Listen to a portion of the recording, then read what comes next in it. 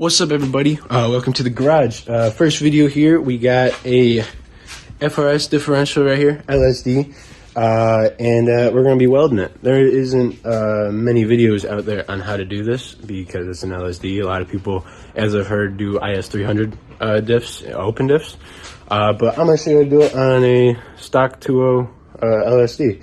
I already did it on my car, and it works perfectly fine. This is my buddy's, and we're going to make a video out of it and spread the message because, like I said, there isn't much info about it out there. There's like one video on YouTube and it's just showing, somebody just showing that it can be done, you know? So I'm gonna actually show you how to do it, and it's pretty simple. It's just a couple tools you need, and we'll get started. All right, so check it out. You don't really need all that much. It's a mess in here. Sorry, there's a lot of flammable things. Don't worry about it. We're all good here. So you just need an impact with I think it's a 14 mil. And short extension, hammer, you need a torch, you need some brake clean, RTV, rags, and obviously you need a welder. Drain pan as well is definitely preferred. These things are really, they're not really balanced because the shaft kind of sticks out. So if you could like make a mount, or you have like something to hold the diff in place, this is kind of what I got. It isn't really the best. It's really annoying to work with it, but it should do the job. So first thing you usually want to do is you want to drain the diff. There's a drain plug right here. It's, I believe, I know it's a standard hex. I can't entirely remember what it is. But if you have the axles out, you can literally just pour it over on its side right here, and all the fluid will come out the side. Or you can just pull the cover off right here, which is all these little 14 mil bolts right there. So I'm doing this all one-handed, so it's going to be a little bit difficult. I got to use my leg. But I'm just going to get a 14, and I'm just going to run all the bolts out. Be nice and easy with them. It's kind of wobbly on me right now. I might have to put the camera down. Alright, so after you get all the bolts out, let's see, there's it looks like there's 8 of them. You're just going to take a hammer and you're just going to kind of just knock on the cover until it breaks the RTV seal loose, and then the whole thing should come off and you should be able to see the insides. And just like that, cover should come right off. It only took 2 taps. If you're having a problem and the cover's not coming off, either you still got a bolt in there, maybe it's got so hot that the cover welded itself to the actual housing, and there's also this little pin, these 2 little pins right here, that it might be getting caught on. You might just need to wiggle it around and actually try to get it off them pins. So now what we got here is we got the open diff. I'm obviously going to pull these rags out before I do this, but what you're going to want to do is you're going to want to scrape off all this RTV. If you want to use like a gasket scraper or some type of card or whatnot, whatever you have, get it out of there. It doesn't really matter if the stuff goes inside of there because the next step we're going to be doing should clear all that out. So I'm going to go ahead and start scraping that off, and I'll come right back to you. So it doesn't need to be a perfect job. You know, just get all the big stuff off. You know, you're going to be re-RTVing it later. So just try to get all the loose stuff off, all the big gunky stuff off, and then we can move on. So what you're going to do now is, it's going to sound crazy, but this is how I learned how to do it, and this is how I've always done it and never had a problem. You're going to take some brake clean. This is what they had at AutoZone. They didn't have any brake clean. Carb choke, parts cleaner, same thing. There's a specific kind, I think it's like, it's called chlorinated or whatnot. You usually don't, I can't remember if you want to use non-chlorinated. I'm not quite sure what this is. I just know it worked for me. And so basically, you're going to do what you would think. You're going to just spray down all the gears and whatnot, spray inside the housing, and, you know, use a pretty generous amount because, you know, this is all oil right here. And oil and high heat is means fire. So when you're welding, you know, you don't want to catch on fire. That kind of happened to me last time, and honestly, it might happen to me again. So you're just going to spray the hell out of it, and then you're going to light it on fire. Yeah, so you're going to spray all the gears with the brake clean, and then you're going to just torch it, and you're going to be very quick about it because this stuff is highly flammable. You just want to torch it and then just back away and just let all the brake clean and all the oil just burn off. I'm doing it in a closed garage. I mean, you probably don't want to do that, but I know what happens, and it's not going to hurt me in here. So I'm going to go ahead and do that. Obviously, you want to try to not get the brake clean all over the place because, you know, it's kind of like gasoline where if you leave a trail, it'll spread. But, you know, it's kind of hard because, you know, this sticks out. It's like a spoon in the sink, you know, when you're trying to wash it. you just got to be careful with it and just try to move quick. So I want to use a pretty good amount. I'm going to pull those rags out as well. Try to get like on the outside so you can try to burn off some of our TV.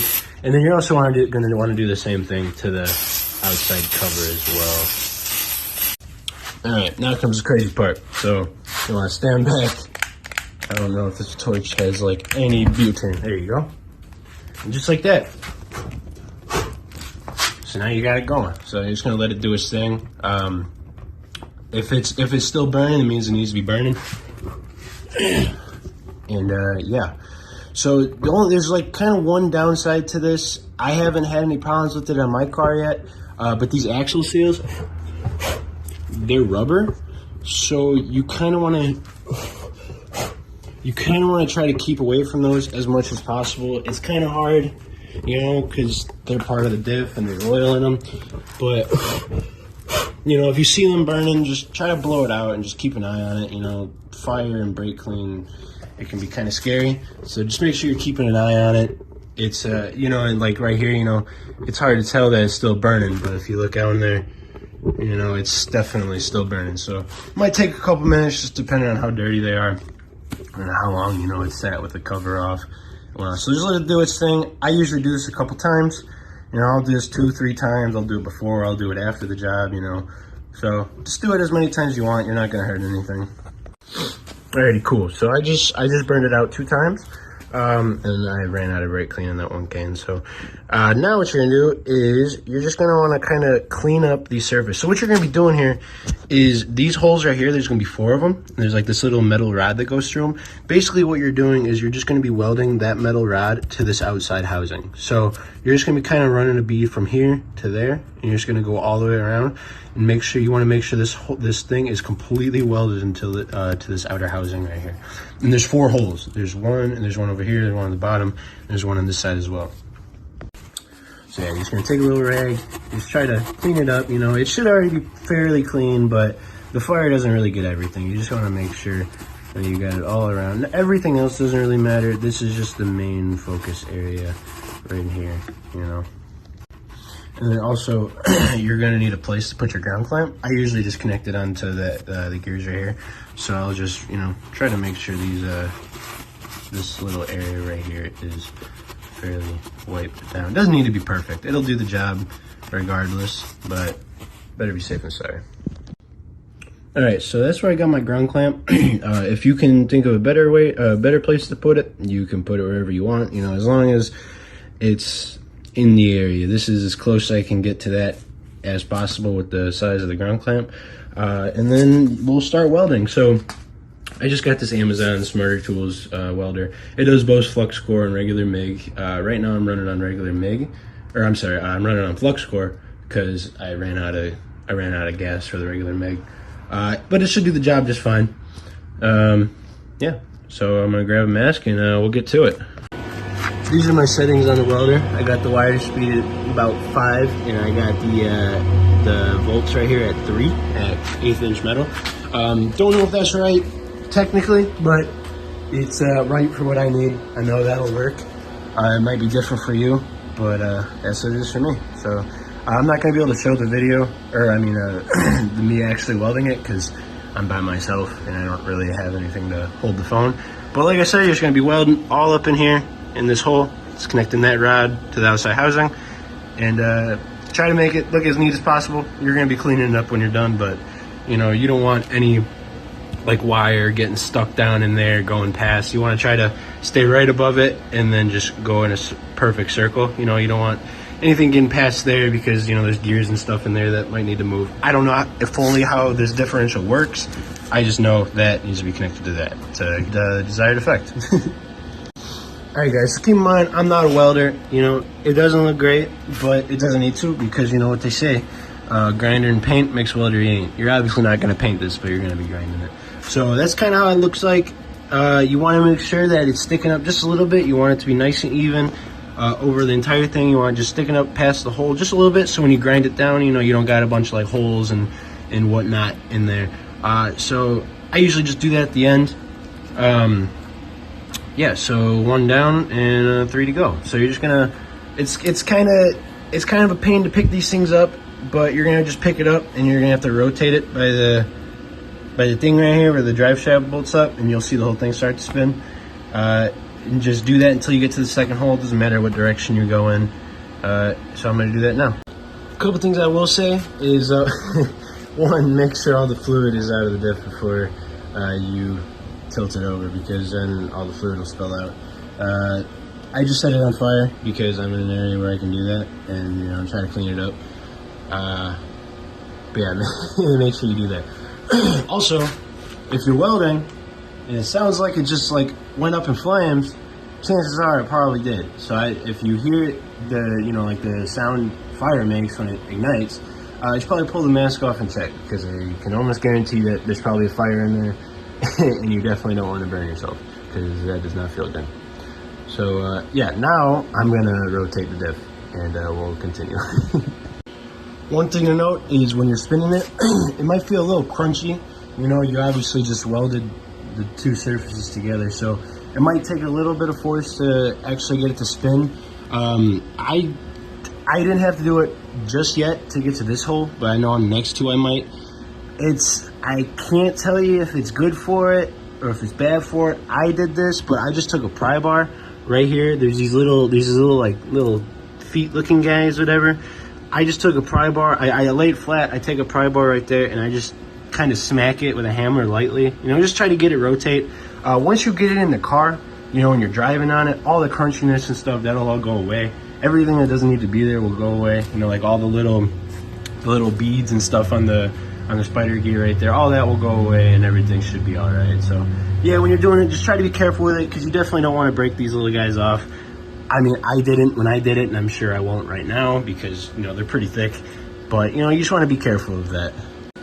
Oh yeah, so once you get the second one done, you're just going to do it the same thing for the other two. And then after that, you'll just grind them down in RTV, and everything should be good. So I'm going to do the other two, and I'll check back in when I'm done. Alrighty, cool. So after you got all four of them welded up, you know, they ain't going to look pretty, especially with flux core. Then you can go about this a couple ways. If you have like one of those air like sanding belt things, you know, that people use for like body work, you can use that. You can use a die grinder. I'm just going to use a regular old grinder. That's what I did. Just need to be careful with it. You know, you obviously don't want to hit any of these gears or anything you don't with that grinder, but I did it on that car. It works. You just got to be careful with it, and yeah, do that. Alrighty, so after you got all four of the holes welded and you got them all cleaned up, you know, they don't got to be perfect. There might be some pits, whatever, but it's not that big of a deal. So after you do that, I'd probably spray with brake cleaner one more time, you know, catch it on fire, and then we're going to start by sealing the cover. Whew, there we go, just like that. Alright, so after you got all that cleaned out and grind it down, you want to take some RTV. This is what I'm using, high temp gasket maker. I'm not 100% that this is pretty much the same stuff that was on there, but I mean, I'll say it is. It's the same color and it's a high temp, so it should do the job. That's what I got on mine. So you can either lay a thin bead around here, but I like to do it on there just because, I don't know, I think it's just a little bit easier setting the cover on top of the gasket maker. So you just want to run a thin bead all on the inside of all the bolt holes, and that should be all you need. You shouldn't need all that much. So I'm going to do that, and I'll show you what it looks like when I'm done. Alright, so just like that. Obviously it ain't all that pretty, but once it spreads out and whatnot, it ain't going to be pretty anyway. So you just want to use a little bit, because you don't want that shit all coming out the sides and getting all gross and whatnot.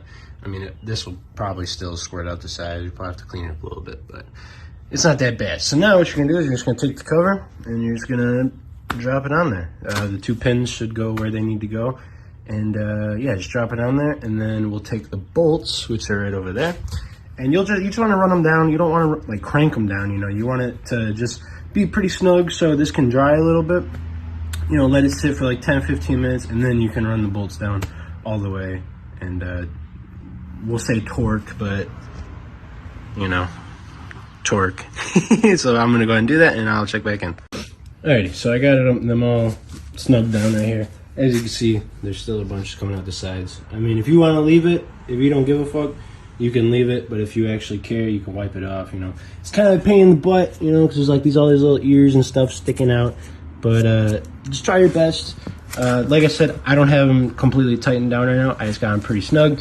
When I do it, I don't know if it's, you know, part of the proper procedure, but I like to do crisscross, as if you're doing like head studs or not. You know, you crisscross right there and then crisscross over there, just to try to even out the, you know, even out the, I don't know what the word is. I'm sure you understand.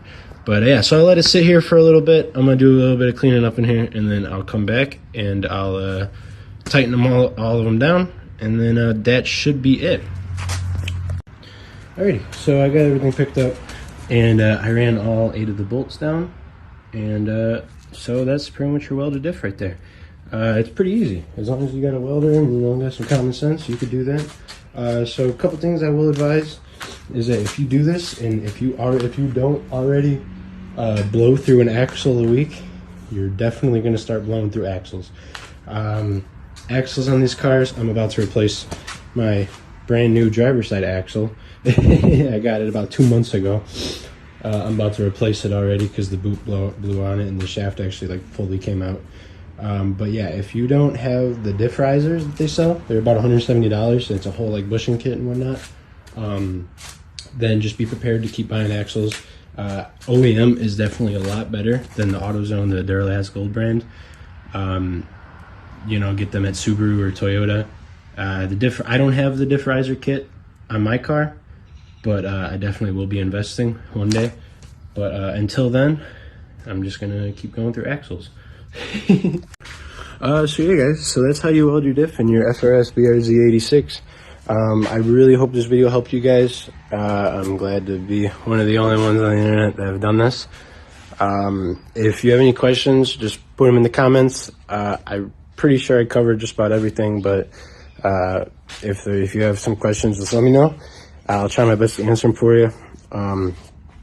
Yeah, and that's it. So give it a like, subscribe, you know what to do, and I'll see you guys next time.